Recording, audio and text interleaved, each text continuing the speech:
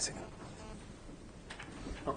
So thank you all for coming today to, I guess, the fourth ESC colloquium of the semester. Today's speaker is Santiago Paternain. He's a third-year PhD student working with Professor Alejandro Ribeiro, and before coming to Penn, he did his undergraduate degree in electrical engineering at University of the Republic in Montevideo, Uruguay. So without further ado, Santiago, take the floor. Thank you very much, Alec, for the introduction. So today I'm going to be talking about online learning of feasible strategies in unknown environments. This is part of the work that I've been doing with my advisor, Alejandro Ribeiro.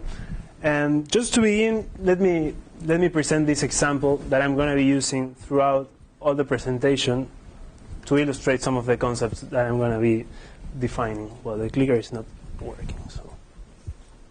Oh. Maybe now. No. Sorry about this. Okay. Yeah, now it seems to work. Okay, yes. So this example is what I call the shepherd problem. In this problem, we have a shepherd that is trying to follow a herd of sheep. This is the path that the sheep will do for this particular problem. But the interesting thing here is that the shepherd at the beginning doesn't know how the sheep will behave. And what he wants to do is to stay close to all of them at all times, right? Because he doesn't know the behavior of this sheep, he will only be considering past information. For instance, he could be caring about the past position of the ships or the velocities, but he doesn't know anything about the future, right? And of course, we will not assume anything about this behavior of the ships. This ship could be behaving arbitrarily and even strategically, meaning that if the shepherd moves towards the ships, then the ships could try to move farther away from him, or they could try to separate a little bit to make the thing harder for him to follow them, or to follow all the ships at the same time. So this is like the feasibility part of our problem, in which we want to be close to these ships. This is like a hard constraint, let's say.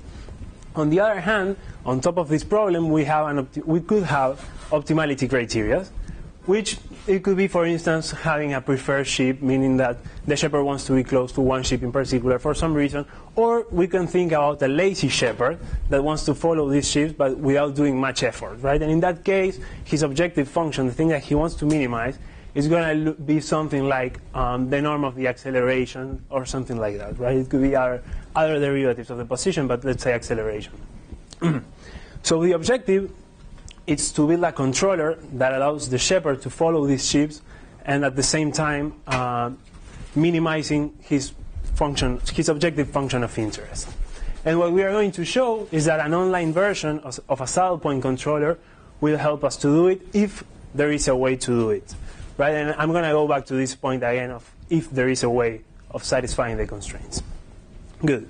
So more generically, what we have, it's an agent that is selecting actions for all times between time 0 and capital T. And these actions are being selected from a convex set that we denote by X.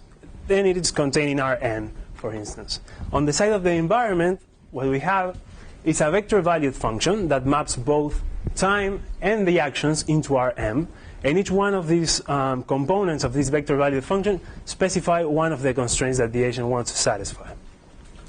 We will assume two things about these functions. One is that they are integrable with respect to the time, and the other thing is that they are convex with respect to the actions.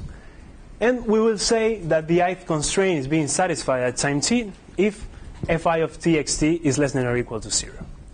On the side of the objective function, it's going to be, again, a function that is time varying, so it's going to map time and actions into R, and we are assuming the same thing here as we did for the other function, meaning that it's integrable with respect to time and convex with respect to the actions. But the most important thing here is that this environment is unknown. And what do I mean by unknown? Well, this unknown has two meanings. One is a temporal meaning, and then another one is a spatial meaning, let's say. On the temporal side, what we have is that these functions are observed sequentially, right? So the only information that we have is information about the past. But it's also observed locally in terms of the actions, right? Meaning that when the agent selects a given action X, he only receives He only knows the value of that function and maybe the gradient at that point. But that's everything he knows. All right? Good. So now I'm gonna go back to the example of the shepherd, and I'm gonna explain what these things look like in that case to fix some ideas. So obviously in this case of the shepherd, the agent is the shepherd itself, right? And if we can write, for instance, the position of the shepherd as an n-degree polynomial on the time, and therefore each one of the components of the position of the shepherd will look something like that, right? It's a sum of weighted time polynomials. Now, if we select different coefficients for these polynomials, then we will have different trajectories. That's the idea on this representation. Therefore, if we stack all these coefficients into a vector, what we have is the action vector that the agent will be selecting at each time. On the side of the environment, the idea was that the agent needed to stay close to the ship, right? And that thing we can translate it into math using this function here. This function is just the norm. I mean, this is just the distance between the shepherd position and the ith ship squared minus some tolerance, right? So if the shepherd is close to the ship, then this term here is small, and this function here becomes negative, and therefore we are satisfying the constraint. But if we are far away from the ship, then this first term here it's large, and this whole function takes a positive value, and therefore we are violating the constraints, right?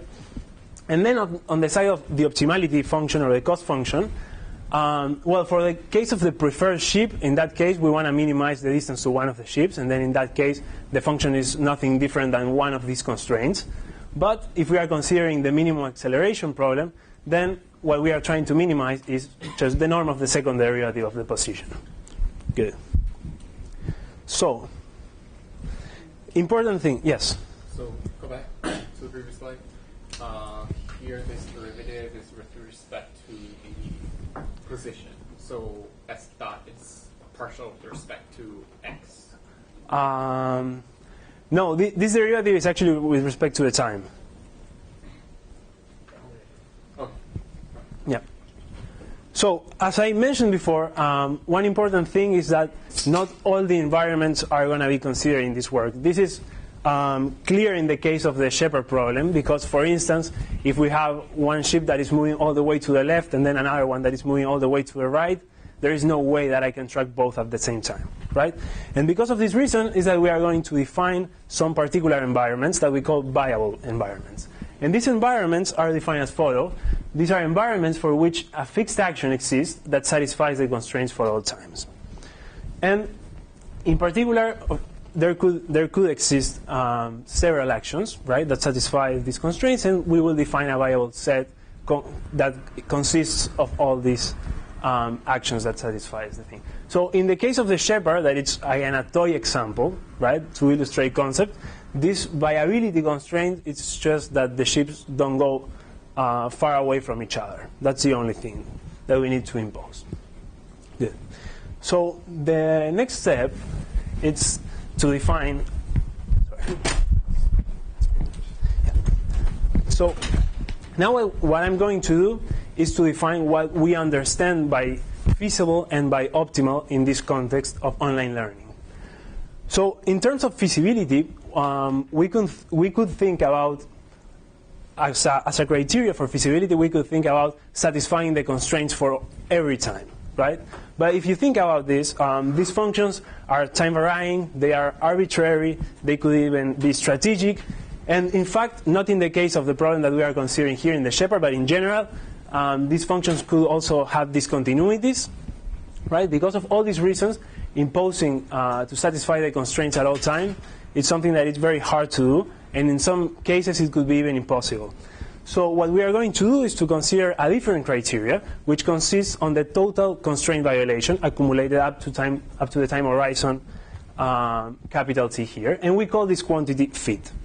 And once that we have this definition of fit, we will define a feasible trajectory as a trajectory whose fit is bounded by a sublinear function h, and we will define strongly feasible trajectories as trajectories that are bounded for a constant. And notice that this constant here is important that it is independent of the time horizon t, right? Because as I previously said, these functions are measurable with respect to the time, and I'm integrating this in a finite interval, so of course this integral will be finite for every finite interval, but the important thing here is that this constant has to be independent of t.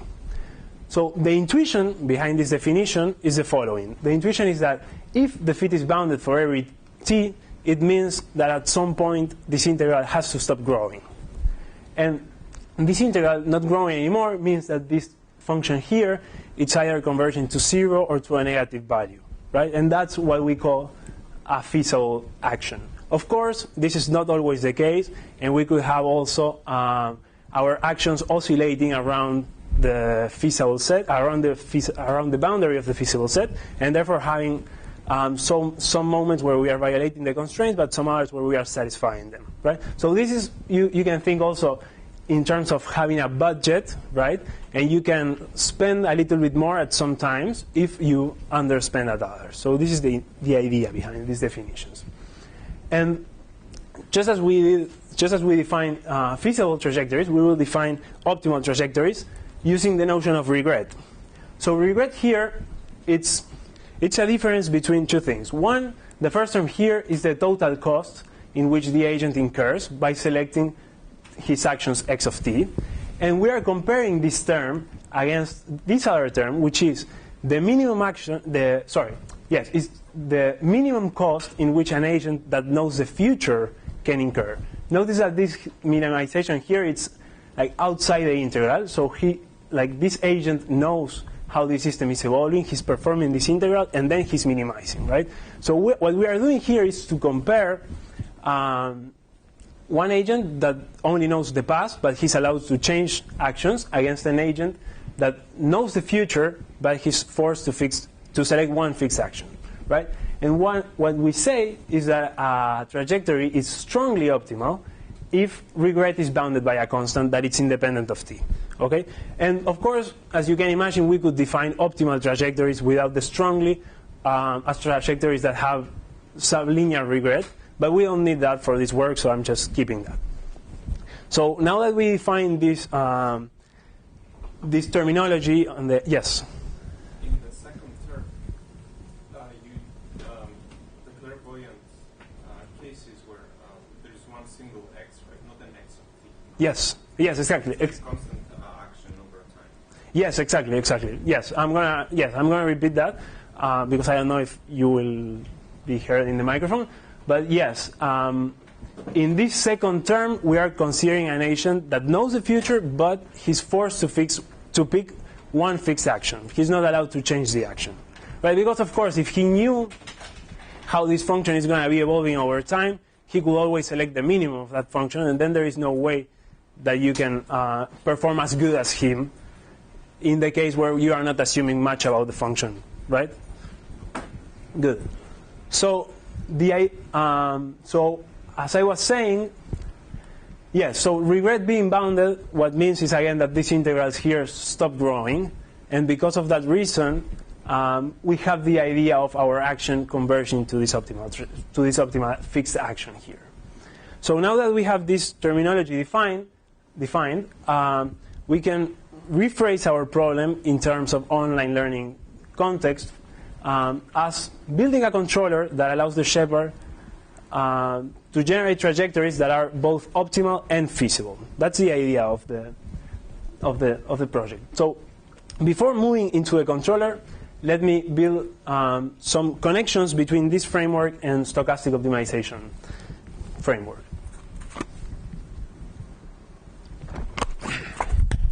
So in stochastic optimization, what we have is that now the functions, the objective function and the constraint function, don't depend on the time, but they depend on a random vector theta, right?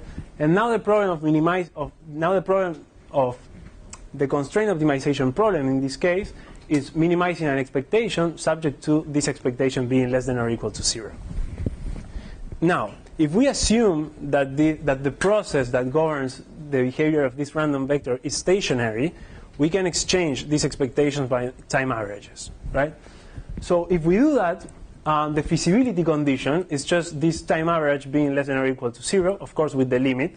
And then optimality is that this trajectory, the average of the actions that we are selecting, converge to this thing here, which is the thing that minimizes this expectation, right? And notice that in this case, what we have here, it's the fit divided by t, and in this case, we have regret divided by t. So if fit and regret grow sublinearly, what we have is that these two integrals here are going to 0 or to something that is less than 0. And because of that reason is that we understand online learning,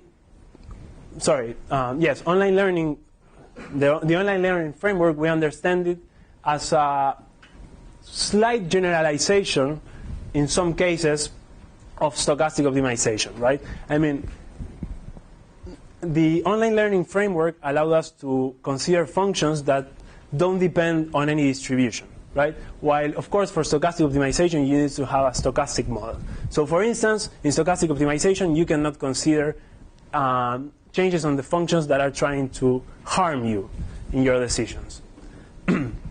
And in this case, we can, right? So this is one difference. Of course, if you know that there is a stochastic model of your world, then there is no point in considering online learning, and you can work perfectly with stochastic optimization. This is pretty much the idea.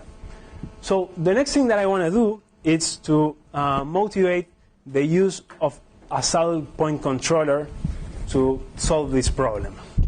And to do so, I'm going to start with the time invariant case because it's easier to explain.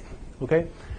So in the time invariant case, the problem that we are trying to solve is to minimizing f0 of x subject to f of x being less than or equal to 0. Right? One way of solving this problem is through the Lagrange relaxation.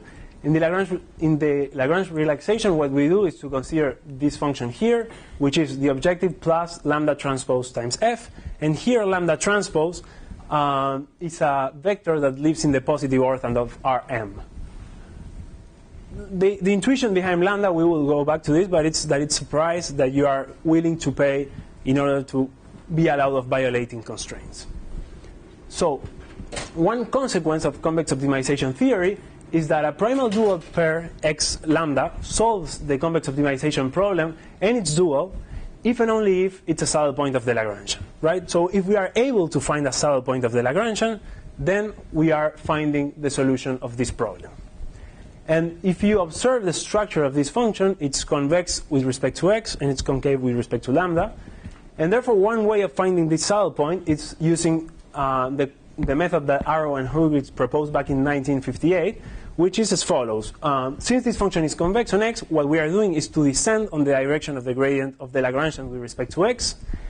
And since the function is concave in lambda, what we are doing is to ascend in the direction of the gradient of the Lagrangian with respect to lambda. And notice that here, for the update in lambda, we are considering a projected dynamical system because we need these multipliers lambda to be always in the positive orthant. So what this projected dynamical system is doing is the following. Is if we are in the interior of the set that we are interested in, then the projection doesn't do anything, and we just move along the direction of this gradient. But if we are in the boundary of the set, in that case, then we project the vector over that set, and we move along that direction. The other thing, of course, is that here we have a gain k. This gain only controls the speed with which you want to converge to the saddle point. So the larger the k is, the faster you converge to the saddle point. Good. So let me build some more intuition about why this algorithm works. And this is a nice interpretation, actually. So let me spend a few minutes on this. Let's try to solve the optimization problem, the constraint optimization problem, by minimizing the Lagrangian with respect to x, right? So if we consider a vector lambda that is very small, this term here is not going to be very important compared to this one, right? So when we are minimizing this function, what we are doing is to put much effort in minimizing this term than in minimizing this term here. And because of that reason is that the solution that we find could be infeasible. On the other hand, if we pick a lambda that is large, then we are going to be focusing on minimizing only this term here. And in that case, we will, of course, find a feasible solution, but it's probably not going to be optimal because we didn't pay much attention to this term. And therefore, what it is some lambda in between these two that makes this problem here completely equivalent to the problem of minimizing the constraint optimization problem. And if we knew what this lambda star is, this optimum lambda, then to solve this problem here, we could do just gradient descent, which is the expression that we have here. And this is like a weighted gradient descent, if you want, between the objective function gradient and these other constraint gradients. And oh, by the way, here I'm saying gradient all the time, but you can also think about subgradients. The same thing works. So the update that we are proposing, or the update that actually Arrow and Hurwitz proposed, for the multiplier, it's basically fi of x, right? Lambda dot is fi of x, if we forget about the projection thing, right? So what's going on here? What is going on here is that if we are violating a constraint, then this term here, it's positive, right? And we are, of course, increasing the multiplier. Therefore, we are pushing harder in the direction of that gradient in order to satisfy that constraint. Once we are pushed into the feasible region, then there is no need to keep on pushing, and therefore we would expect the multiplier to decrease. And that is what happens, because when we are in the feasible region, then this term here, it's negative, and the negative derivative means that the multiplier will start decreasing in order to push with less strength in that direction. So this is the idea behind this algorithm. So I hope it's clear for everybody why this algorithm seems to work. Good. So what about the time invariant case? Sorry, the time varying case. So of course, in the time varying case, we will use a time varying version of this saddle point algorithm, right? Otherwise, I wouldn't have been presented this thing for 20 minutes. So it's not obvious that this algorithm here will work, because for every time we will have a different Lagrangian, because our functions are time varying, and therefore there may not even be a saddle point to which to converge, right? But still, we expect this algorithm to work, because we know that for unconstrained minimization, or at least for unconstrained minimization in the discrete time framework, works. And let me build on this a little bit. So saddle point, in the case of unconstrained minimization, is just gradient descent, right? Because in unconstrained minimization, this term here doesn't exist. So this is the expression that we have for saddle point in unconstrained case.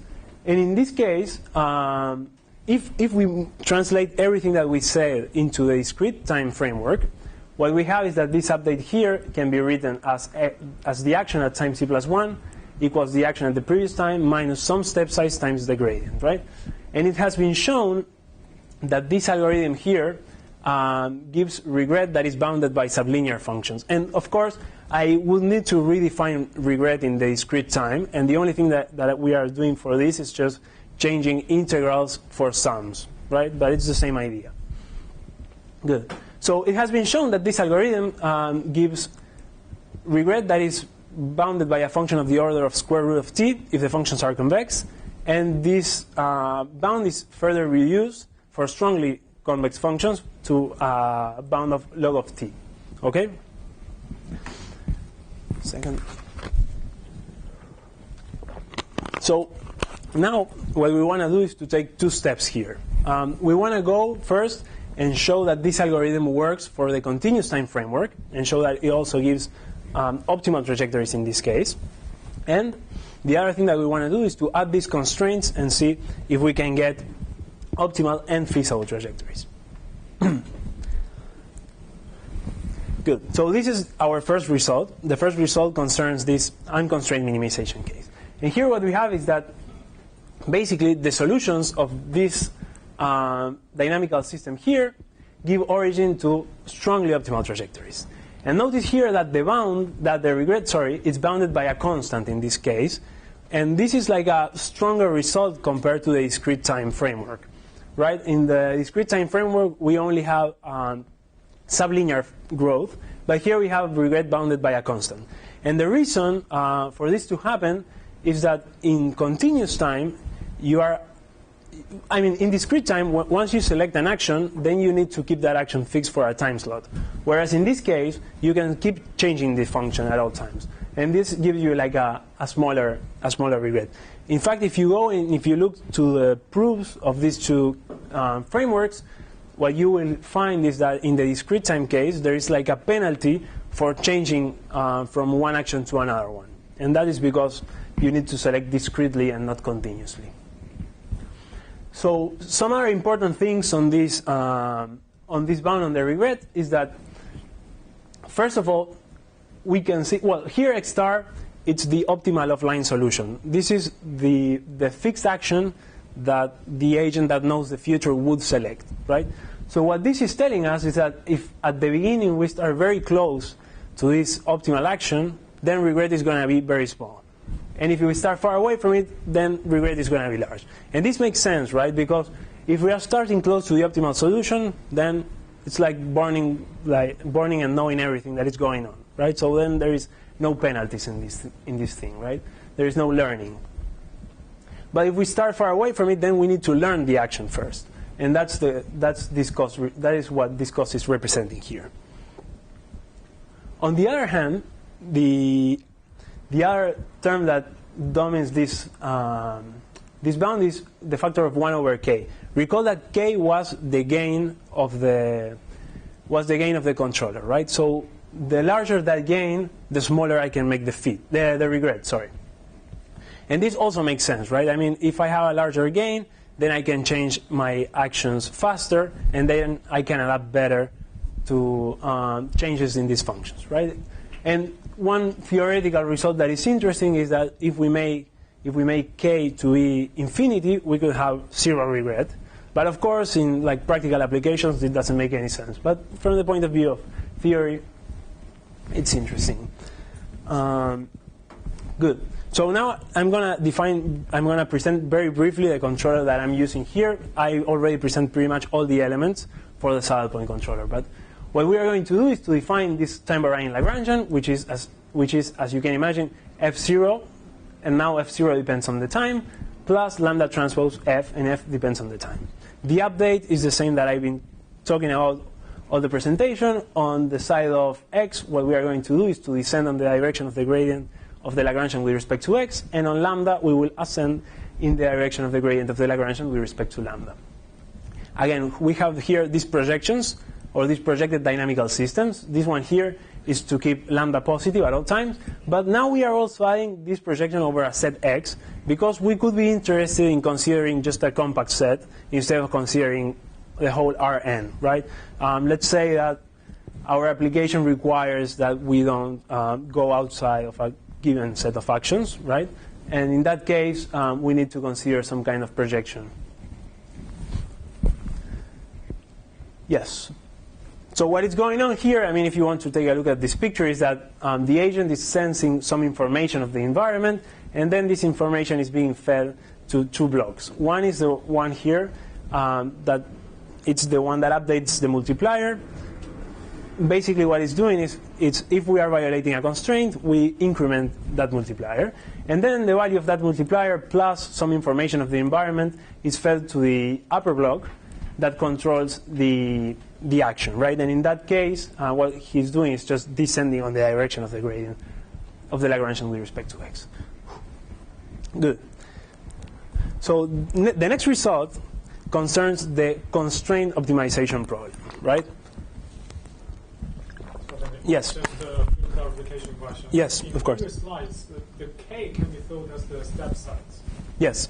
So the larger K, in the extreme case, you can change infinity mark in a single time. Yes. Yeah. Also, in the previous slides, the previous one, this one. This one? Yes, yes, yes. So the regret in the discrete case, for the optimal offline solution, you also have a single solution. Yes. Yes, it's a fixed solution. It's a fixed solution anyway. Like the only difference is that instead of integrals we have sums, but this is still a constant action. And the regret would be a sublinear function. It would be it would be bounded by a sublinear function. Yes. Yes. So now let me consider this first case where we have constraints, right?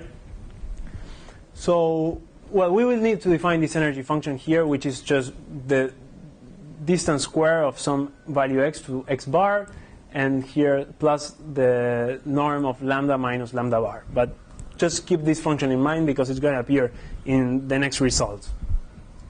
So what we have here is that if the environment is viable, and recall the definition of viable environment, it's an environment for which an action exists that satisfies the constraints. Right? So if we are in such an environment and we don't consider optimality, just feasibility, then the saddle point controller that I just presented gives origin to strongly feasible trajectories, meaning that the fit is bounded by a constant irrespectively of the time horizon. And in fact, the bound that we have for each one of the components of the fit is given by this energy function over k. And this looks very much like the previous bound that I present. Notice that we have the dependence on 1 on k, right? So the larger the gain, the smaller is going to be this fit, and the intuition is again the same, right? I mean, for large k, I can update my action faster, and therefore I can track better the functions. But the other thing that it depends on is on the distance of the initial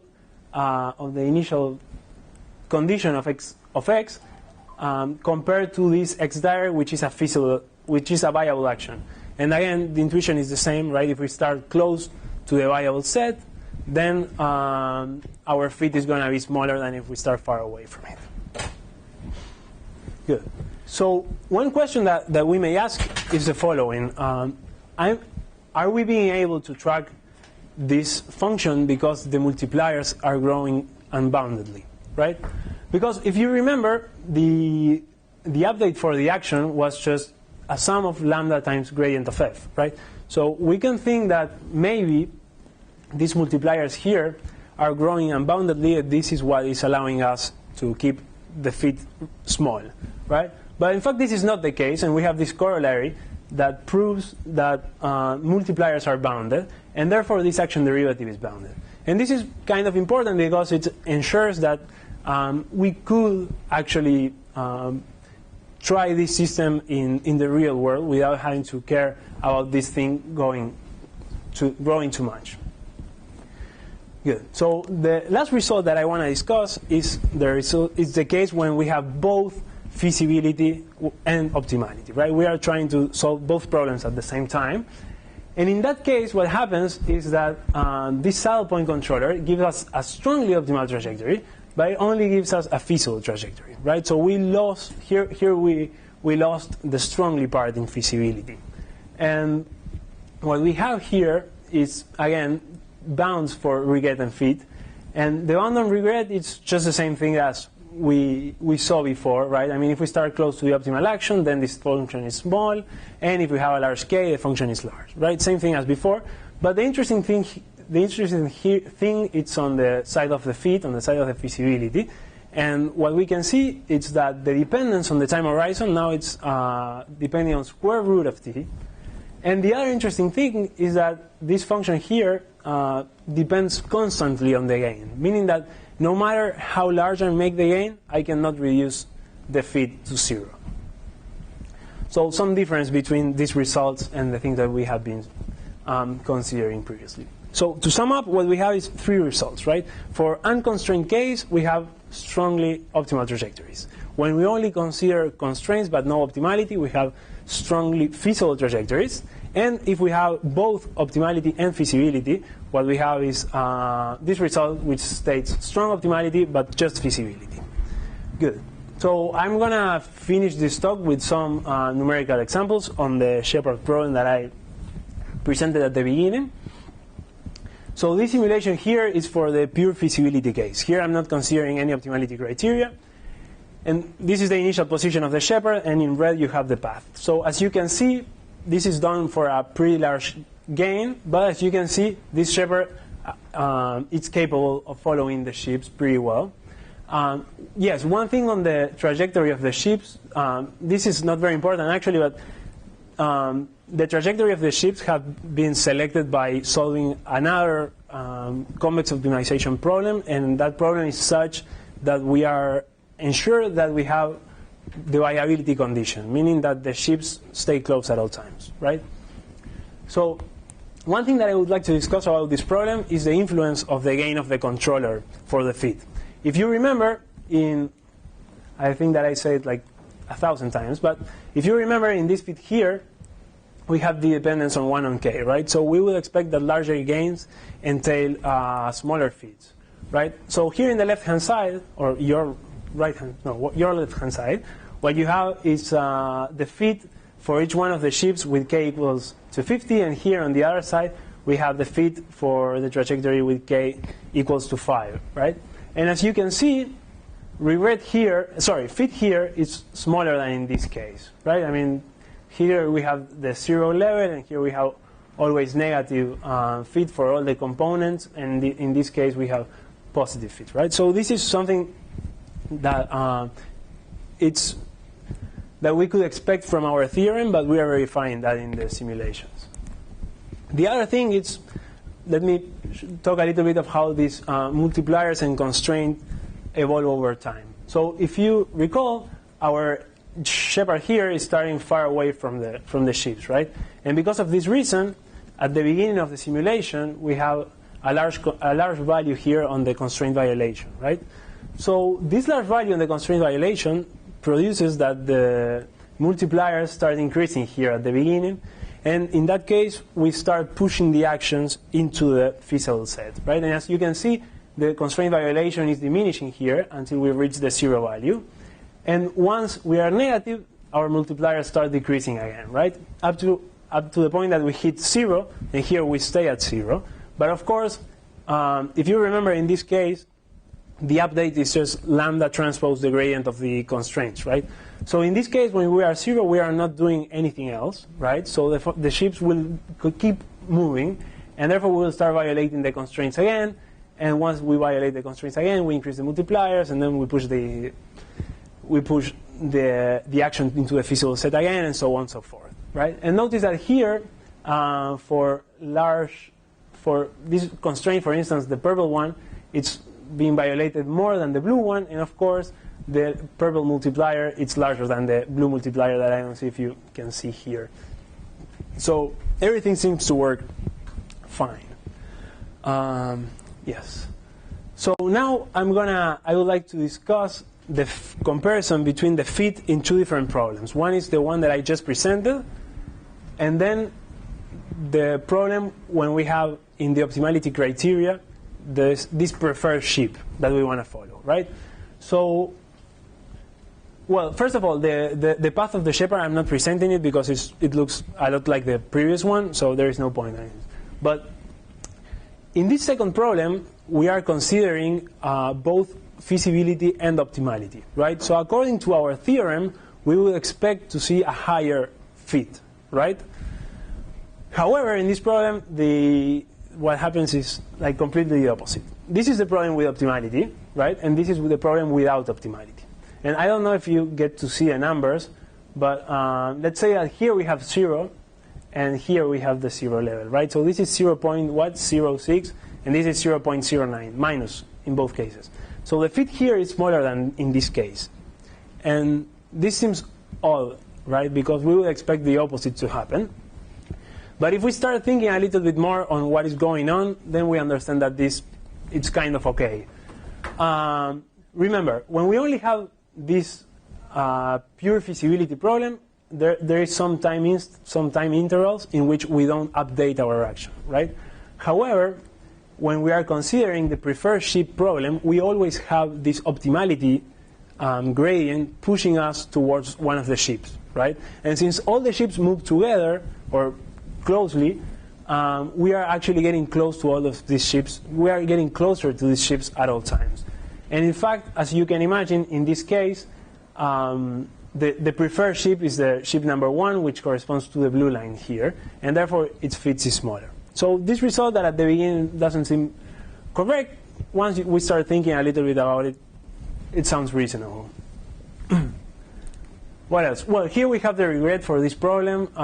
Regret, again, it grows, but at some point, there is this inflection point which would suggest that regret, if it's bounded. Of course, if we wanted to make sure that regret is bounded, we would need to run this thing for infinite times. We are not going to do that. But these points here give us the idea that we are reaching some constant, which it may not need to be this one, right? I mean, it could be something that it's above here, but it doesn't matter. Good. So now about minimum acceleration problem. So here, as you can see, the shepherd doesn't follow the ship as well as it did before. And this is because we have two things that are competing now. One is following the ships, but then the other one is not doing much effort in doing that task, right? And because of this competition here between these two things, we can see that this is like a lazy behavior, right? I mean, he's not following as closely the ships as it did before. Here again, we have the regret that it seems to be bounded after some point. But the interesting thing here, happens in the side of fit. Here we actually have a fit for the problem with an optimality constraint that is larger than the other one. And in this case, what is happening is that, again, these two ideas of minimizing acceleration and following the ship are contradictory between them, right? So one of the gradient of the objective function will push us in one direction, which it may be outside the feasible region. And because of this is that we have this larger fit. Good. So I'm going to finish this talk with some conclusions. So what we did was to present an online version of the saddle point controller. As I said, this saddle point controller operates causally and locally in unknown environments. And we have three main results. One is for unconstrained minimization. Well, we show that for unconstrained minimization, this is just gradient descent. And we show that this controller learns strongly optimal trajectories in that case. And for constraint minimization, we have two cases. When we don't consider optimality, we have strongly feasible trajectories. But when we are considering optimality, then we have only feasible trajectories, but strongly optimal. The other thing that we show is that the multipliers on this controller are bounded, and therefore we can implement this thing on a real system without being afraid of this thing blowing up. And we show how we can use this controller to track several targets while satisfying some optimality criteria. So with this, I would like to finish my talk, and thank you very much again, all of you, for coming, and I will take any questions from the audience now.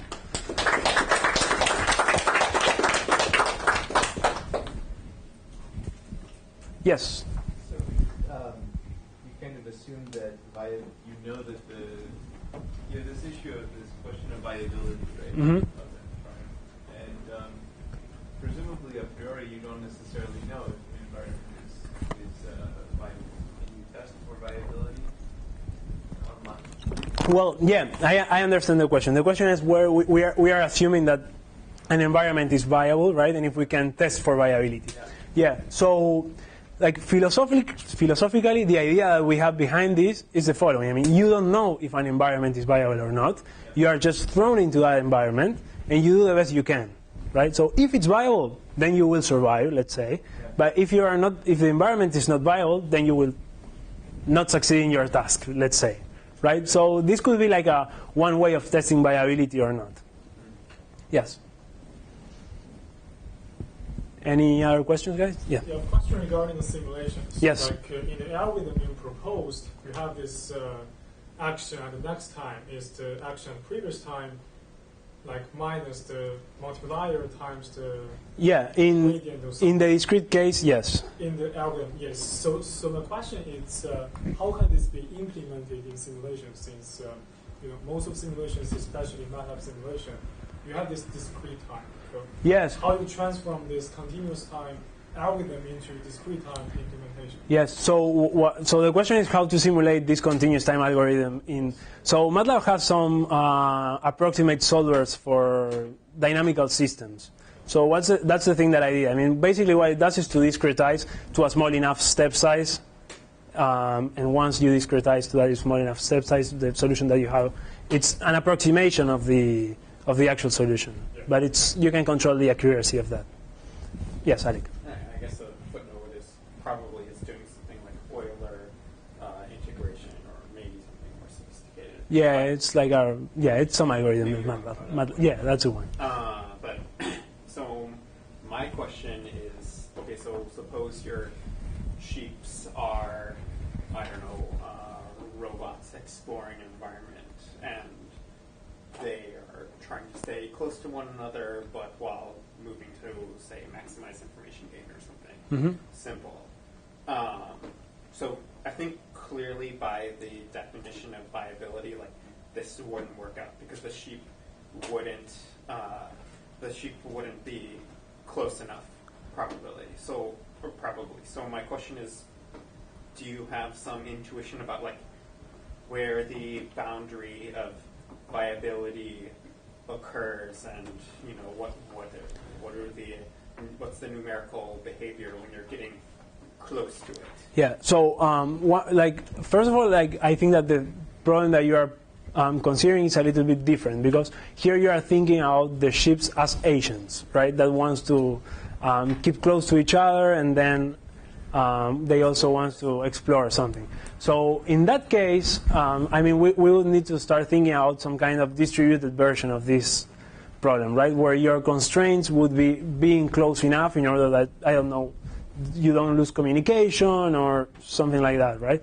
So, and you have maximizing information, right? But of course, that environment, I think it will be feasible, right? Because you can always find a way for your 5 agents to be close, right? In fact, they could just not moving, right? That is one feasible, that is one viable environment, right? Of course, if you wanna maximize some information gathering or something like that, yes, not this algorithm, because you would need like a distributed version or something of that sort. But I guess that it will give you like the thing that you want. You will be able to keep close and gather the maximum information possible. But again, it wouldn't be this algorithm. It will be something more sophisticated that deals with some distributed idea, right? Or you could do it centralized, maybe. Yeah. If you were to say, okay, I have a base station which. Yeah, that it's gonna. Yes, of course. Else, and I'm just trying to stay close to all my explorers, like maybe. Yep. Yeah, I think you could do it. And in that case, I guess that just 1 second. And in that case, again, the environment is feasible if you put viable if you put that constraint, because like not doing anything, it's a viable solution. Yes.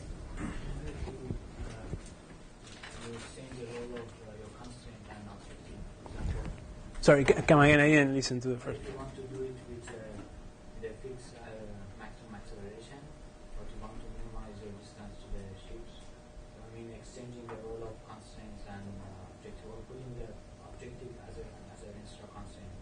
Okay. Yeah. So you mean so putting the distance as a constraint, as an extra constraint, right? The acceleration. And the acceleration, the maximum acceleration. Okay. Well, in that case. In that case, it will depend on the behavior of the ship, right? If your ships move too fast, then the environment is not going to be viable, right? But it's an online learning, so you can adapt to the behavior of the ships. Yes, of course. But if the ships move too fast, you will not be able to follow them if you cannot reach that acceleration, right? Let's say that you are running against Usain Bolt, right? There is no way that you can catch him, right? Even if you know how he's behaving. And that is just a restriction on your system. Yeah. Yes? Just to get some intuition about what the algorithm or what the control policy looks like. So if the sheep in that example were fixed, right, they were not moving, what would be? Yes. So if the sheep were not moving, then so then in that case, the only thing that you would do is just to, there will be like 5 points on the plane, and like being close to them would be just like approaching them at some point, right? And then your optimality constraint, depending on the case, right? If it's the minimum acceleration, let's say, what will happen is that you will try, let's say that your ships are placed here, and you start here, like your trajectory would be something like getting close to this point, right? But not going far away from that, right? You are not interested maybe in going to the middle of the thing, but just trying to keep on the boundary of satisfying the constraints, something like that. Also, also in the simulations, you didn't have any strategic. Yes, that is true. That's a valid point in this behavior. What does the algorithm, or what does the trajectory somehow look like? Yeah, what I could imagine as a strategic behavior would be like just like trying to follow the ship, right, and the ship maybe moving far away from you. In that case, I guess that it would be. I mean, like that would be like one of the possible outcomes. I mean, if you are able or not to track them, that would be depending on how fast can you move, basically, right? But yes, in this simulation, I'm not considering any strategic behavior. That's true. Yes. If you get some knowledge about a model, if you had some kind of a model for what the sheep are doing, do you think that this information would help you? Yes, definitely. I mean, if you could do some kind of prediction on how the ships will behave, yeah, I think you could get better convergence properties. Yeah, for sure. In fact, yeah.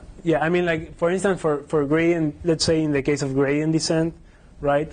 If you get to know how these trajectories are changing over time. I mean, if you know the derivative of the minimum point, right, of the function with respect to the time, then you can prove convergence to the actual optimal solution. I mean, to the optimal trajectory x of t.